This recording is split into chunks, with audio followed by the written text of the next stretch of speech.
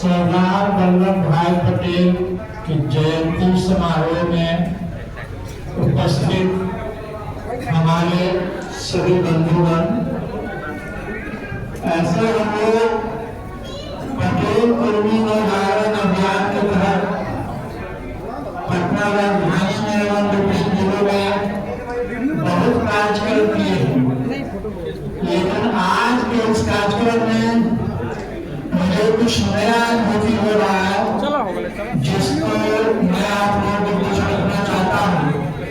अब तक जितने भी बैठकें और कार्यक्रम आयोजित हुए हैं और जिसमें हम लोग शामिल हुए हैं, उसमें हमने देखा है कि अधिकांश उन बैठकों में बुजुर्ग और बुद्धिजीवियों की उपस्थिति सबसे ज्यादा रही, लेकिन आज के समारोह में एक नई चीज, एक नई उम्मीद जो हम देख रहे हैं वह यह है कि इस बैठक में नौजवानों जुआओं की संख्या अधिक है, जो हमें उत्साहित करने के लिए काफी है। और इसके लिए मैं जिनके प्रयास से यह संभव हुआ है, इसके लिए मैं पटेल सेना के सभी कार्यकर्ताओं को साधुवाद देना चाहता हूँ, जिनके प्रयास से यह संभव है। मित्रों, आज हम सरदार पटेल के जयंती के अवसर पर यहाँ एकत्रित हुए हैं, लेकिन हम अपने महापुरुषों के जयंती क्यों मनाते हैं? जयंती हम इसलिए मनाते हैं कि उनके यादों को हम जीवित रखें। तो उनके किस तरह की याद को हम जीवित रखना चाहते हैं, क्यों जीवित रखना चाहते हैं, क्यों उनकी जयंती मनाते हैं? हम उनकी जयंती इसलिए मनाते हैं कि उन्होंने अपने जीवन में जो संघर्ष किया है और जो उपलब्धि हासिल किया है, वो हमारे लिए एक आदर्श है, और उस आदर्श को अपने से जोड़कर हम अपने आप को गौरवान्वित महसूस करते हैं। लेकिन केवल हम उनके आदर्श को याद करके गौरवान्वित करते हैं, तो क्या उनके उस आदर्श को हमें आगे बढ़ाने का दायित्व भी हम पर है? और हम लोगों को देख करके मुझे लगता है कि यह कारवां आगे बढ़ेगा, और उसके लिए भी मैं पटेल सेना के लोगों को बहुत साधुवाद देता हूँ। हम उनके किस याद को, किस उपलब्धि को याद करते हैं? आज सरदार पटेल जी के जीवनी के बारे में कहें तो बहुत समय लगेगा, लेकिन कुछ बिंदुओं को आपके सामने हम एकत्रित करते हैं। और जैसा कि उन प्रवक्ता ने कहा कि समाज के बाद सामने एक चिंता है कि नीतीश जी आज बिहार का नेतृत्व कर रहे हैं, लेकिन इनके आगे क्या होगा, यह समाज में, समाज के लोगों में चिंता तो है। लेकिन मित्रों, और खास करके हम अपने नौजवान साथियों से अनुरोध करूंगा कि चिंता करने से कुछ नहीं होगा, चिंतन करने से भी कुछ नहीं होगा। उसके लिए आपको संघर्ष करना होगा, और नेता को फोटो खिंचाने से और इस तरह के आयोजन में भाग लेने से कोई नेता नहीं बनता। नेता बनने के लिए संघर्ष करना पड़ता है, जो अत्याचार और जो है समस्याएं, उसको हल करने के लिए आगे आना पड़ता है। तो हम नौजवानों से ये आह्वान करते हैं कि इस समस्या का हल आपको करना है।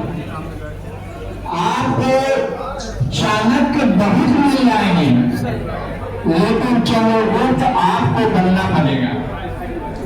जब तक आप चंद्रगुप्त बनने के लिए आगे नहीं आएंगे, तब तक जो है आपका ये विरासत कल आपका कायम नहीं रहेगा। और इस विरासत को बचाना है तो नौजवानों को आगे आना पड़ेगा, और संघर्ष का रास्ता, आंदोलन का रास्ता अपनाना होगा। और जब तक ऐसा नहीं होगा, आपका विरासत नहीं बचेगा, क्योंकि जिस विरासत पे आप खड़े हैं, जीवन में विरासत जाएगी। आप पर अत्याचार, आज आंदोलन बनेगा। तो कहना है कि हम आखिरी संघर्ष या जो है करें, कैसे करें, किस मुद्दे पर करें। मित्रों, देश की आजादी में हमारे लाखों लोगों ने कुर्बानी दी है। आज इस प्रजातंत्र के लिए, इस संविधान के लिए और अपने लोगों की उन्नति के लिए। लेकिन आज मैं कहना चाहता हूँ कि देश जिस रास्ते से गुजर रहा है उसमें हम लोगों को सारे सिस्टम से बाहर करने का एक सुनियोजित चाल किया जा रहा है। इसके उदाहरण के स्वरूप एक सूचना आपको मैं देना चाहता हूँ कि आज के तारीख में केवल केंद्रीय सेवा में लगभग 1.5 लाख पद जो आरक्षित थे वो बैकलॉग में, और उस बैकलॉग को जान करके नहीं भरा जा रहा है कि वो साल 2 साल में फिर आरक्षित हो जाए। आखिर आरक्षण मिले में इतना दिन हुए और आज भी 1.5 लाख पद में आरक्षित पद बैकलॉग है, तो इसके पीछे क्या कारण हो सकता है? इसके पास सीधा कारण है कि सुनियोजित ढंग से हमको वहां से बाहर करने की लगातार कोशिश की जा रही है, जिसमें आपका एलिफेस है। आप जाते हैं, तैयारी करके मेहनत करके रिजल्ट में आते हैं और आपको इंटरव्यू कर दिया जाता है कि आपसे टेबल नहीं है और ऊपर लीक हो जाता है, उसी को हम लोग बैकलॉग कहते हैं। तो इन सारी समस्याएं हैं जिसके लिए आपको खड़ा होना पड़ेगा। सरदार पटेल ने किसानों पर जो अंग्रेजों का अत्याचार हो रहा था उसकी अगुवाई की उन्होंने सफलता करवाई, जिसके चलते उनको सरदार का टाइटल मिला। आज हमारा समाज मैक्सिमम जो है कृषि से जुड़ा हुआ है। आज हमारे समाज में कृषि बंधुओं के साथ क्या न्याय हो रहा है? आपका छोटा सा उदाहरण दे रहे। आज आप मालूम है आपको कि आपके बाजार में लहसुन 400 रुपए किलो मिल रहा है।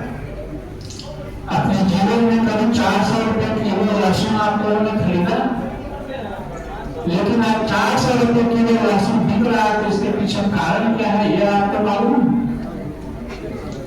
क्या है 400 रुपए किलो लहसुन का कीमत हमारे किसान मिला जिन्होंने उस लहसुन को उगाया? नहीं मिला। हमें पता किया है कि हम ऐसे लहसुन की खेती होती है, उन किसानों से लहसुन को किलो जो है खरीद लिया गया है और बड़े बड़े व्यवसायी और व्यापारी उसको अपने गोदाम में किलो धीरे धीरे निकाल के मार्केट में स्थिति पैदा किया जाता है और वही चीज आज लोगों को चार्ज कर रही है। तो इस तरह से एक सिस्टम कायम हो रहा है जो प्रजातंत्र को कुलीन तंत्र में बदलने की पूरी कोशिश हो रही है। जो विपत्तियों के इशारे पर उनके सिस्टम पर पूरे सिस्टम को चलाने की कोशिश की जा रही है। तो हम नौजवानों से आह्वान करते हैं, इस व्यवस्था जिस व्यवस्था के देश जा रहा है और हमारे लोगों को सिस्टम से बाहर करने की जो कोशिश की जा रही है, उसके लिए आपको खड़ा होना होगा और ये काम हमारे नौजवान ही कर सकते हैं। इसलिए आज आप सब लोग आए हैं, आप लोग को देख करके बहुत खुशी हमको है और आप लोग को देख कर कुछ हमें आसान कर रहा है। इसी बात के साथ मैं अपने पास हूँ।